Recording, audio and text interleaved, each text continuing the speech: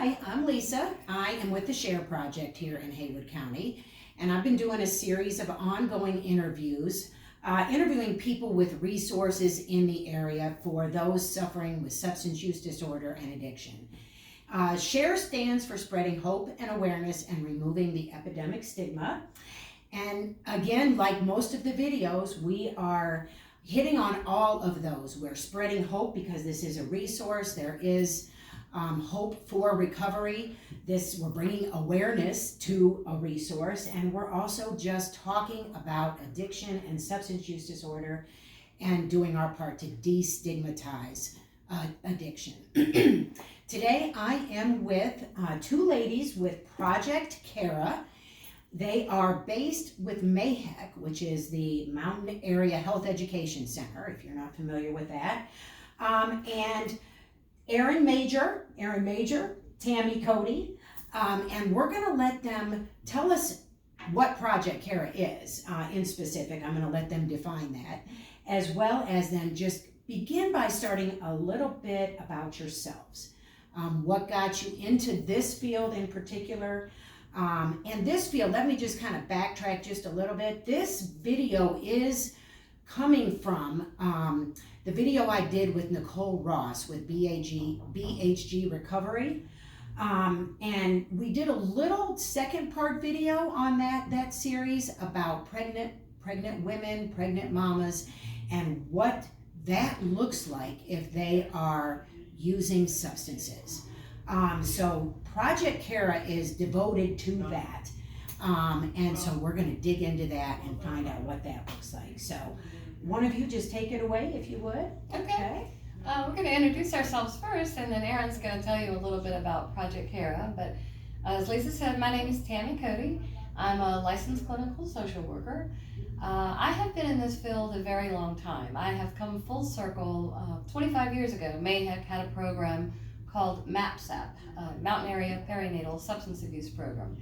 And at that time, we were devoted to the cocaine epidemic.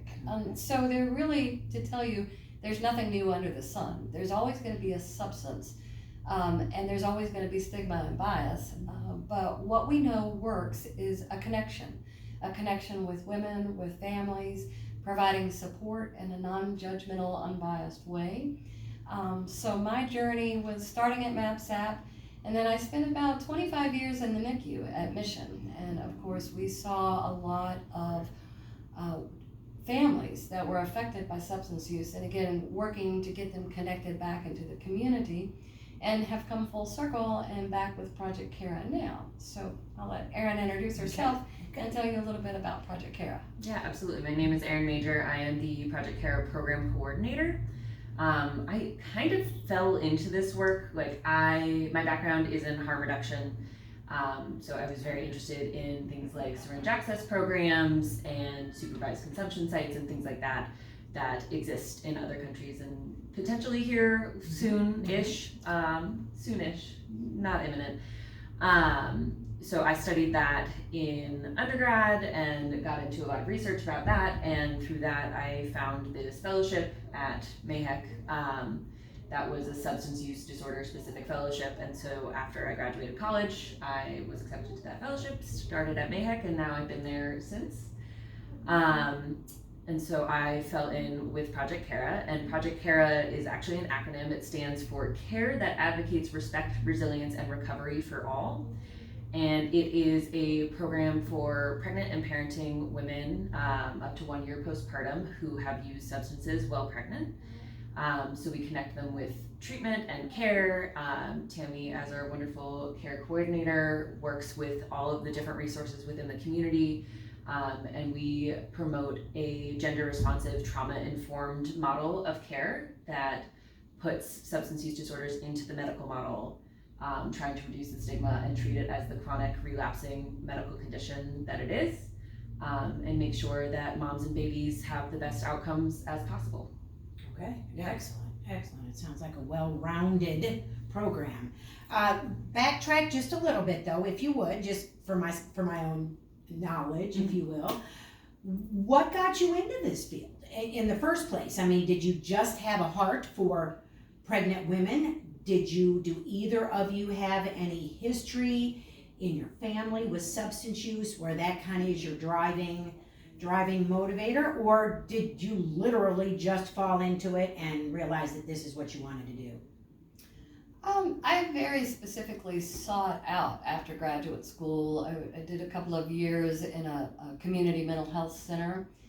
And I think for me to see, and again, that was some time ago, but that substance use, how pervasive it is and how much damage it can do to families.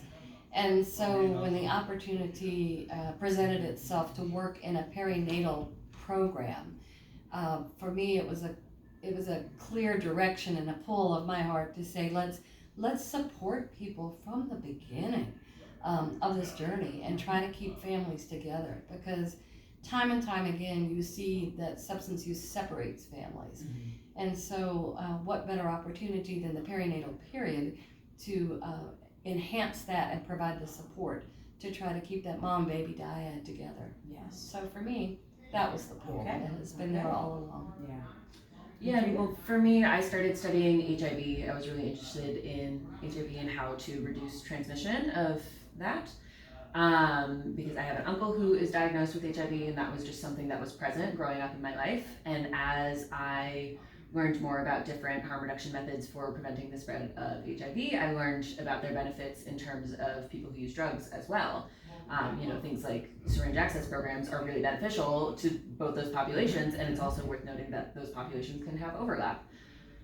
So as I started studying that and talking about it with my family more and more, I learned that uncle also has a substance use disorder. Okay. And it was interesting to see how stigmatized that was, that growing up, like I knew about his HIV status, but it was still hush hush.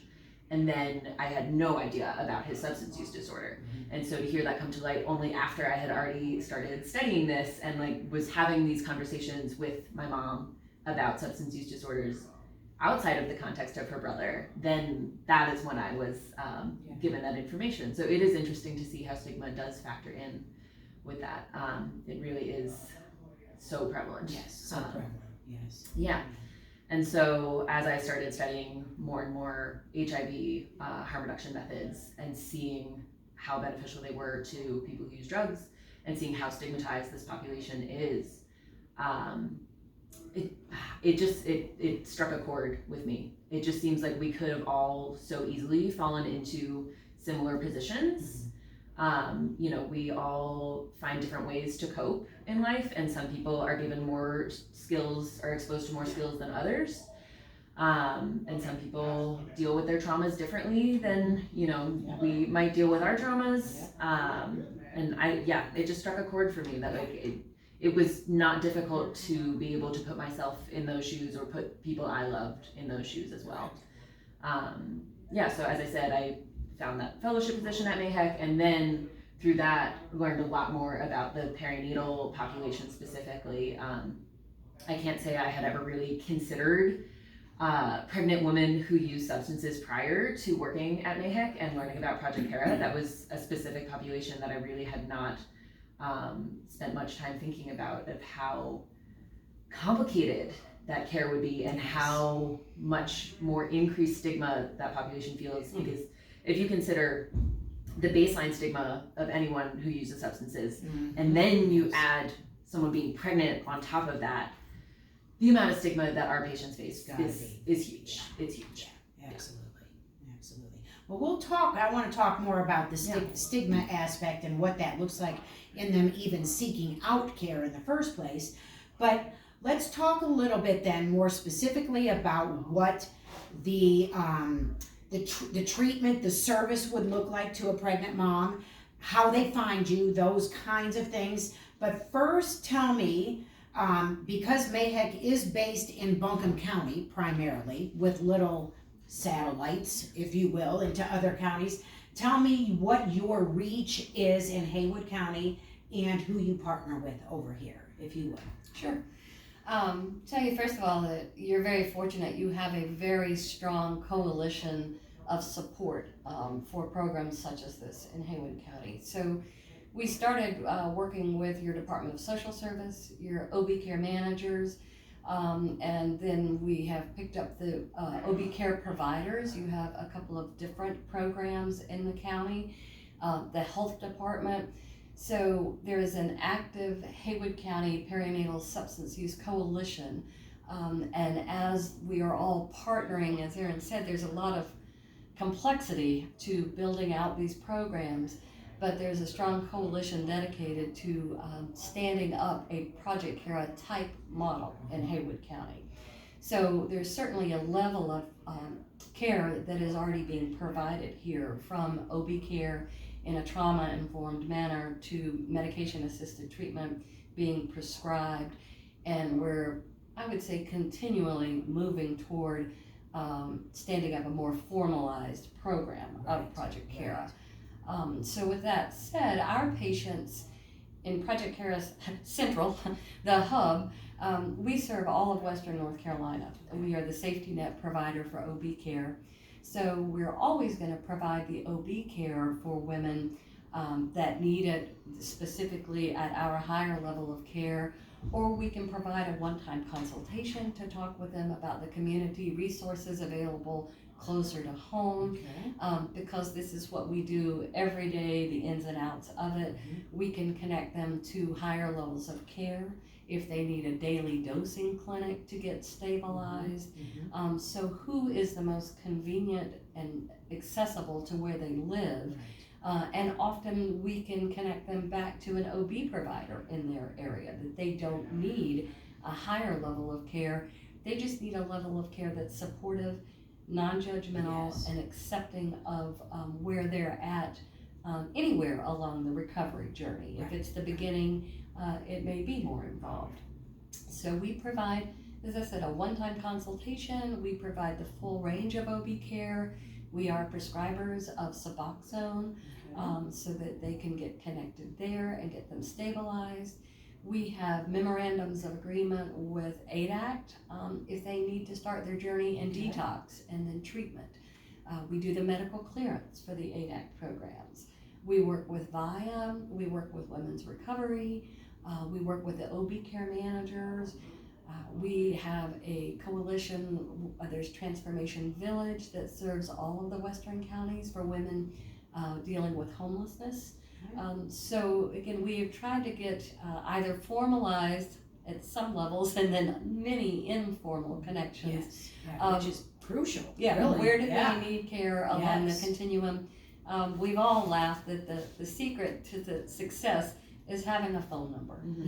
Having a number that somebody is going to pick up on the other end, and they may not provide what I need, but they can tell me and send me on. So it's a very coordinated network. And we really try to have that patient-centered model at the forefront. So if we can't provide the exact type of care that a patient needs, we're going to find who can. That's really one of our founding principles, I would say. We really want to work with the other resources in our community to make sure that each of our patients is getting the right level of care for them to the best of our ability of who we can connect them with. And I think a warm handoff is so important. That, long gone are the days of here's a card. It's like, no, I'm going to walk with you on that journey until I connect you. That's great. That's great, because I was going to ask about that. You kind of almost have somebody that follows along, a provider that follows along right with someone. So we have a peer support from that range to the complex care management. We have LCAS in a program that provide individual therapy. So again, we're going to hold them. That's exactly the word. Until they get where they are, the next step along the journey. We do call ourselves a comprehensive program in that we provide the medical care, the behavioral health care. We have the hub and spokes model where we're trying to, Project Cara at Mayheck is the hub, and we are building spoke sites that follow our same model in other locations. And we provide education both for other providers and for individuals and families for their own care. But that is an essential component too, is providing that education for providers so that they know how to give this care at the highest level. So let's springboard right off that, because that was kind of my next question was, when your network of providers like OB, obstetrician, Do they seek you out as, they want to help pregnant moms? I'm trying to figure out exactly how to phrase this.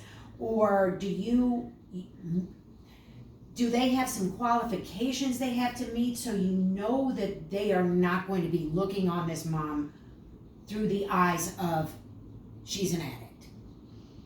Well, so we have our OB providers in our own program. Right. So within our program, we do provide medical care ourselves. And so, we know that our providers are doing their darndest to, approach each patient without any stigma and provide this level of trauma-informed, gender-inclusive care that places substance use disorders at the forefront.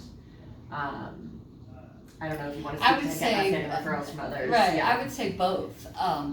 Mayheck as a whole is an education-focused entity, so we are constantly reaching out and offering education, whether it's on becoming a prescriber of Suboxone, whether it's gender-informed, trauma-informed care. There's an entire entity of education that is pushing out always, and then certainly we want to provide anyone requesting education. Right. So that to me is a big part of my role, and is such an amazing piece that we can come to provide education. Right. We can come to your Department of Social Service. We can come to your health department. We can come to anyone who wants to talk about this and how to change the mentality within the agency and how to build support for families. So it really is, we reach out on a regular basis and people reach in and want more education, and so it's a nice pathway. Yes. Do you find there's more people reaching out right now with substance use being so prominent? Yes. If you will, more providers, yes. And more providers wanting to provide care in their community. Again, understanding that this is a very large rural area. Mm-hmm. So for a woman to need to drive 2 hours to be able to participate in a medication-assisted treatment program or to receive her OB care, it's not reasonable, it's not sustainable, and providers are reaching in and wanting to provide that care in their community to the families that need it. That's So, great. Yes. yeah, it's wonderful. Yeah.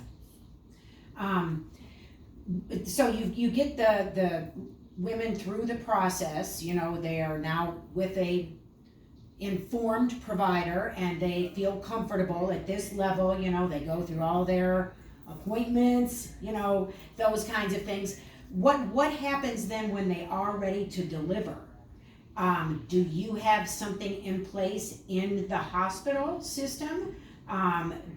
Sometimes they end up with a different obstetrician.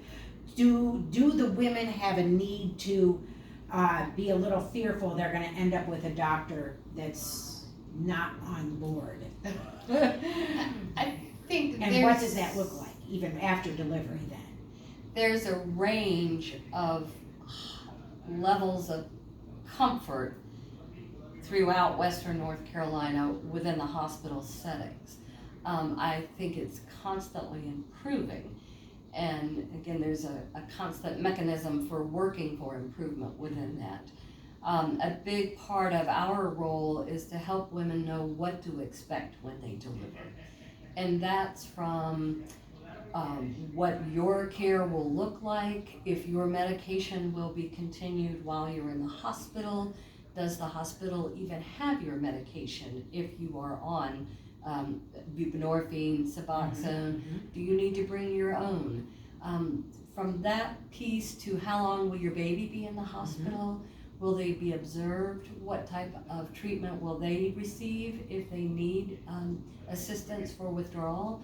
To the Department of Social Service. Again, that long continuum, and trying to address all those fears and answer those questions up front. What type of testing will be done? What will be the result of that testing?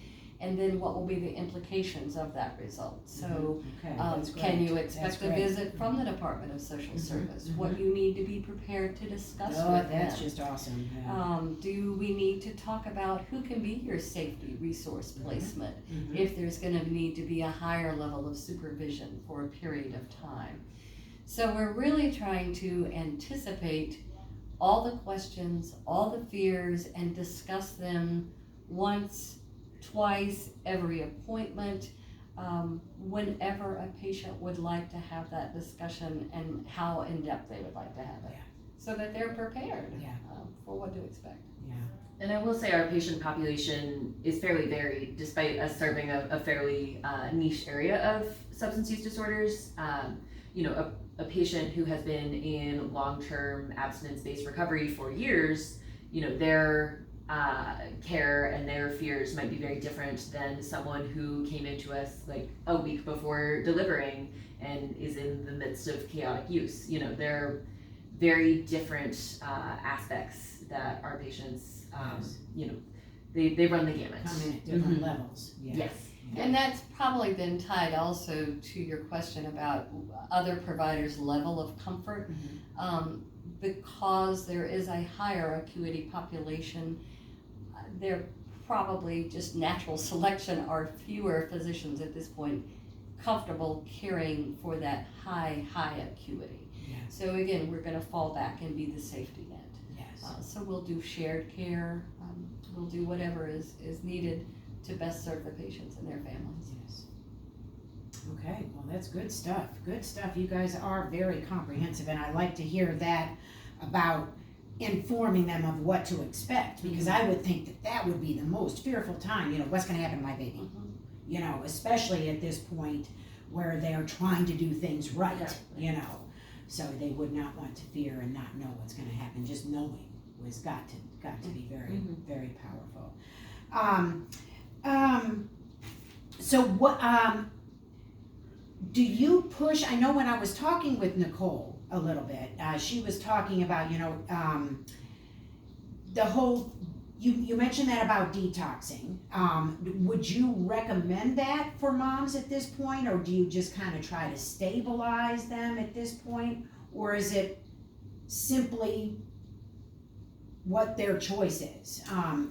For baby, what's safest for baby? Let's put it that way. What do you guys recommend? Something safe? I think what's safest for baby is what is going to work for mom. Okay. So it's a very individualized plan, journey, support. It really has to work for mom. So mom doesn't feel like something's going to be forced on them unless, And work for mom's goals. Yes. We are working to achieve whatever mom's goal is. And if that's keeping the mother-baby dyad together, then we're going to do whatever we can to make sure that happens. If it's stabilization and avoiding withdrawal, then we're going to do that. We're prioritizing the mom's goals. And with that, I'll say this is something I know we talked about when we did our online training program, was that, increasing the amount of buprenorphine that a mother is taking has no impact on fetal development or fetal outcomes. So, in theory, the recommendation, if a mom is feeling withdrawal symptoms, would be to increase her level of Suboxone. But if mom isn't comfortable with that, then we need to have that conversation with mom, because it's worse for her to try to take herself off the medication because she's concerned of the outcomes for the baby. Yes. So it's Or really to relapse because she's not at a level that is sustaining withdrawal. Yes. Even worse, yes. So it's really about having those open conversations to make sure that mom is feeling good, she feels comfortable with, the goal and the treatment plan, and together we're going to make the best outcomes that we can make. Yeah. Do most women feel pretty comfortable in opening up initially, or does it take a little bit to get them to tell you exactly how much Suboxone they're on, or those kinds of things? I feel like in our clinic, our women want to have open and honest conversations. They're there for treatment. They're for treatment of their pregnancy. They're there for OB care. So yes, there's fear, but we are an environment that is a supportive, we're not going to stigmatize you for that. We're here to meet you where you are, and I think that makes all the difference in the world. Sure, does that trust and relationship grow as they return and find that we're continuing to support them with their goals? And certainly it builds, we have wonderful experiences with the patients and the women that we work with. But also, of course, just sort of natural fear in the beginning is, we're going to talk to you a little bit and see how you react. So I think I would like to think that our environment is completely comfortable. Is comfortable to say, this is what we're here to talk about. This is, we let ourselves out there as a clinic who provides OB care to women with substance use disorders. So we're kind of level set from the beginning. It is scary though, it's scary for these moms because everyone's so afraid of, like we were talking about before, of DSS intervention or just, how healthy their baby is going to be. There's a lot of fear associated with this. And something I see time and time again with our patients is that everyone's just trying their best. They want the best outcomes for themselves and their baby too. And so they're, by and large, I'd say that our patients are really, really willing to work with us and, work on the treatment plan that we develop together with them.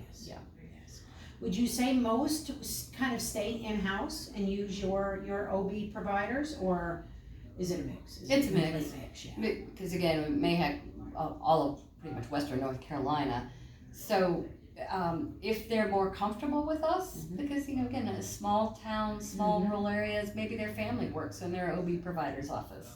And I'm constantly amazed when women will choose to drive an hour and a half because they feel safer. But and then the reverse of that, if we can ascertain that there is an appropriate provider closer to home, and we present that option, and we can do that safe, warm handoff, then certainly we're going to try to have them seek their care as close as convenient to home. So again, we're a real mixture all across the board. Boy, and a lot to service though. I mean, my goodness, I wouldn't have thought about how many legs or spokes. I like that word. Spokes there are to this. I wouldn't and there even are a lot of thought about. components. There really is.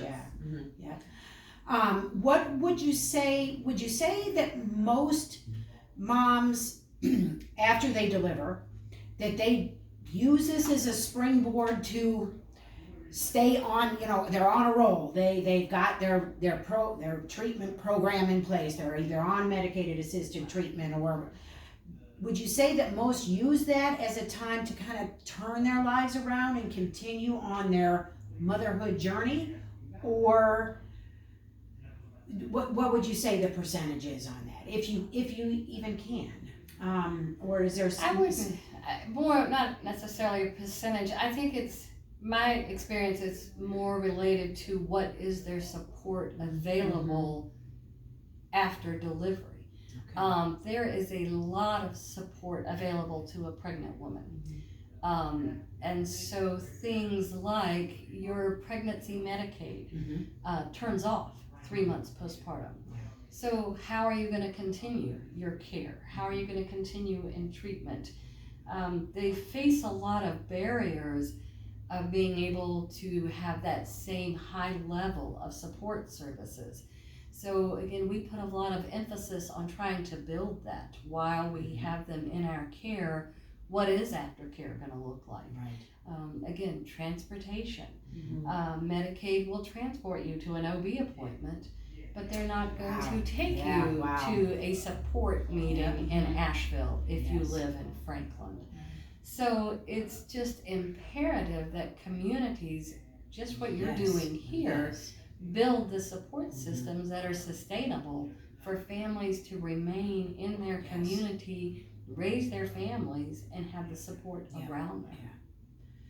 Like so many times in these interviews, it's that transitional time, whether it's the transitional time coming out of jail or whether it's the transitional time now, it's so, that seems to be where the gap is oftentimes in these things, where Yeah, it seems like that's a place where we all our communities could step up something. I'm not sure what yet. Yeah. I mean, do you have housing? Yes, Do you have- all you know, those things. we Yes. have to have it's human nature. We have Yeah. to have those basic needs met Yes. Yeah. to be able to then move and function at that higher level and sustainable recovery. Yeah. Do you have housing, transportation, adequate food, Yeah. All those. Yeah. childcare?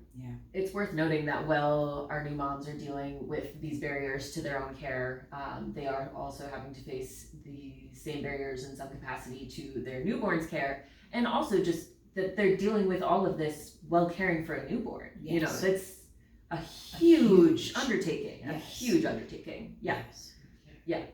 Yeah. Absolutely. Absolutely. How do you define your successes? What for you? What makes your day? You know, you're a successful day to you. How do you define your successes? Women showing up. What keeps you going? Yeah. Just coming in. It allows the opportunity for engagement, or answering the phone if you didn't make it. Yeah. Because sometimes I have a long-term relationships with a lot of our patients before they make it to their first appointment. So just being able to have the conversation and to know that you're supported in some shape or form, and when you're ready, come in. Yeah, and I mean, we focus on such a patient-centered approach that the successes for each patient, it really can look different. So for me, a success is based on whatever the patient's idea of success is, whatever their goals are, and how we did in terms of achieving those goals. And then for me, I'm a little more on the education side of things. I'm not actually in patient care, despite how much I'm talking about our patients. So for me, I really thrive on those conversations with other community members where I feel like I have maybe been able to change how they think about substance use disorders, even just a little bit. Yeah, which fantastic. I would imagine you can Yes. relate to. Yes. I totally support that. Again, it's amazing and awesome to work in a agency where education is such a core value, and willing to take that education to the community. So it's very exciting for all of us when we do our road trips and we go, let us come and talk to you about what addiction is. What does this do to the brain? Let us provide a baseline and all get on a similar conversation of understanding what is helpful and what is not. To support families. Yeah, absolutely. Such a key thing.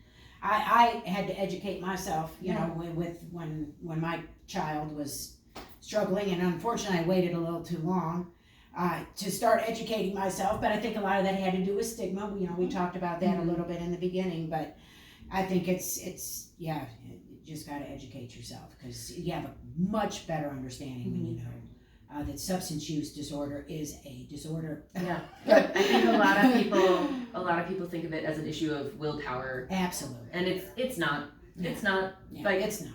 Plain and simple, it is not. It is a chronic relapsing medical condition. We like to talk about it in comparison with diabetes. You know, Yeah, absolutely. you It's a wouldn't- good comparison. Yeah, if someone, you know, wasn't adhering to their insulin regimen, you don't take them off of it because of that. You work with them to figure out why they're not. What is the barrier? How can we help you, you know, maintain your treatment plan, maintain your health? So when we look at it in that same capacity, I think drawing that comparison can help a lot of people, especially in the medical field, you know, think about it a little differently. Right. Do you, both of you, do you face stigma when you tell people what you do for a living? I wouldn't necessarily say I face stigma, but I face a lot of questions. Okay. Yeah, I get asked a lot of questions, and fortunately, I will say among my peers, it's really genuine interest. It's like, oh, I've never thought about it that way. Like, oh, tell me more, which is a really exciting thing. I love those conversations. I love those conversations. You know, with certain people, there is some stigma associated with it. But I think from other folks, there's also a lot of pride, which is really nice. It's been a very cool thing to talk about what I do with my uncle who has a substance use disorder and hear his thoughts on it, and hear, you know, how he wishes he had resources like this when he was younger. Yeah. I mean, not pregnancy related, but Right. other resources. And so it has really opened a lot of very cool conversations. And I will say I end up hearing a lot of people's stories. Yeah. Because everyone has a story with a substance use disorder. And isn't that true? See, Yeah. that's what I found out at the Mhm. beginning of this. Everyone is impacted in some way, Exactly. has a Some way. story. Whether it's their own personal story, or it's their uncle's story, or Someone. it's their brother's story, or it's their Everyone knows someone. Everyone. It touches everyone. And so that's been a cool thing for me of, the more I'm able to talk about, talk about my job with people, the more they open up to me about their own stories Yes. or their family or, whatever their relation to substance use disorders is. And it has just reiterated for me that it could be any one of us. Absolutely. And, Yeah. no one is untouched by a substance use disorder in some capacity in their life. And the more you find those stories, Mhm. and the people get a chance to talk about it, that is another little piece to destigmatize it. Mhm. I mean, that's what Substance you're doing use here. disorder. Yeah. That's totally what you're doing here. Making people comfortable talking about Exactly. it, that it's not something you gotta keep in the closet kind of thing, Yeah. so. All right, if there was one thing you could change, one thing you think that we could do better, I guess, pretty specifically to perinatal care, but not necessarily, just in the treatment realm, the substance use world, if you will, what would that be? If you had a magic Magic Oh wand. my gosh. Yes. I would say support your families in Haywood County, and by actions, not just intent. When new moms are coming home to offer some help, to offer some childcare, to offer to bring a few meals, to offer transportation. It is such a difficult time. Any new mom, Yes. it is Any, a difficult yes. time. And so again, to reach into the families, to say, how can we support you? Yeah. We're here to help you. And then follow through. And Yeah. follow Just through. ask, follow Right. through. Yep. Yeah. It sounds so simple, but it's so powerful Mhm. when it happens for families. And I think it's such an achievable goal. Yeah. So I would say, remember that moms with substance use disorders are moms. Yeah. It's a They want to mom. be treated like a mom too. They need Yes. the same help and same support that any new mom needs, Yes. or any pregnant parent needs. And those same, Yeah. they need that same support. Yeah. And I think just generally with substance use disorders, things like what you're doing here, we need to work on reducing the stigma so that people can, know what resources Yes. are available to them, can get the help that they need without feeling ashamed or stigmatized. Yes. And 'cause that can, put off Yeah. someone seeking help. so quickly. Yeah. Very Yeah. quickly. So Very quickly. quickly. Yeah. So the more that people are doing things like this and are bringing light to the different resources in our communities, the better outcomes Yeah. everyone will have. Absolutely. Yeah. Okay, anything we missed, ladies? I see you did take a few little notes. Yeah. Did we pretty much touch on everything? You want to make sure the listener, the viewer is taking away from this, that they are well informed on Project Cara. I think we covered my list. So. I think we did. I All think right. just one thing I'll reiterate is that, we all have our coping skills to deal with whatever traumas we faced or, whatever hardships we have going on. And just because some people's coping mechanisms look different than your own, Absolutely. we're all out here doing our best. Absolutely, yeah. That's what it is at the end of Everybody's the day. coping mechanism is different. Yeah. You can't look at it through your own lens of how you cope. Exactly. Yeah, Exactly. Just be kind to one another. be kind. Yeah. Above all, be kind. Be kind. Yes. Yeah. All right. Well, thank you very much for your time today. Thank I you really so much.